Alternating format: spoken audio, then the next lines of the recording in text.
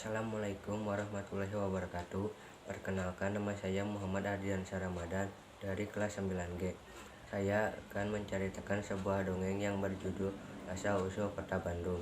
Kota Bandung merupakan ibu kota dari Provinsi Jawa Barat. Di Bandung terdapat sungai yang bernama Sungai Citarum.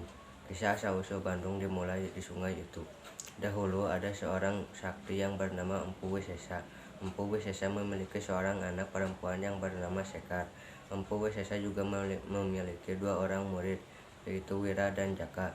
Saat Empu Wisesa masih muda, Gunung Tangkuban Perahu meletus dan laharnya mengalir ke desa-desa sekitarnya, sehingga banyak menelan korban jiwa. Ketika itu, Empu Wisesa mengunjungi desa yang terkena lahar itu. Ia menemukan dua orang bayi yang orang tuanya sudah meninggal dunia. Kedua bayi itu adalah Wira dan Jaka. Selain merawat Wira dan Jaka, Empu Wisesa juga menyalurkan ilmu bela diri dan kearifan hidup pada muridnya itu. Namun, dua murid Empu Wisesa itu punya sifat yang sangat berbeda. Wira tetap giat berlatih bela diri meski tidak diawasi, sedangkan Jaka akan bermalas-malasan jika tidak diawasi Empu Wisesa. Suatu hari, Jaka memohon bicara empat mata dengan gurunya. Rupanya Jaka ingin melamar anak Empu Wisesa. Empu Wisesa menyetujui dan menyampaikan lamaran Jaka pada Sekar. Tapi ternyata Sekar hanya ingin menikah dengan Wira. Sekar juga mengatakan pada ayahnya mengapa tidak bertanya pada Sekar lebih dulu sebelum menyetujui lamaran Jaka. Empu Wisesa pun berjalan keluar rumah untuk berpikir dan mencari jalan keluar. Tiba-tiba ia melihat dari kejauhan lahar Gunung Tangkuban Perahu masih menyala.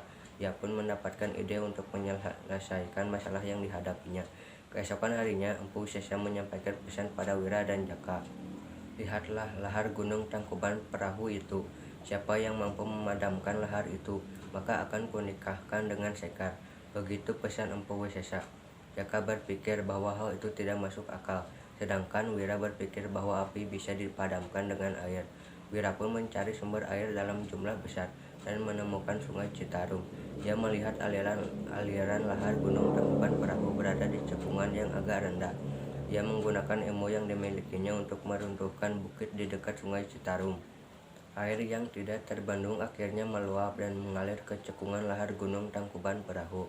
Cekungan lahar itu pun berubah menjadi danau yang luas dan dikenal dengan nama Danau Bendung, karena asalnya dari Sungai Citarum yang dibendung. Wira pun menikah dengan Sekar karena berhasil melakukan syarat dari Empu Wisesa. Ini berkat sikapnya tidak mudah menyerah dan menggunakan akalnya untuk memaksimalkan ilmu yang ia miliki. Lama-kelamaan danau Bendung yang luas itu mengering dan berubah jadi lahan yang subur. Karena wilayah itu luas, Wira, Sekar, juga seluruh warga desa berpindah ke sana untuk membangun sawah dan ladang. Mereka mendapatkan panen yang berlimpah dan kemudian Wira diangkat menjadi pemimpin. Daerah bekas danau Bendung itu pun lama-kelamaan disebut dengan nama Bandung. Sekian dari saya. Wassalamualaikum warahmatullahi wabarakatuh.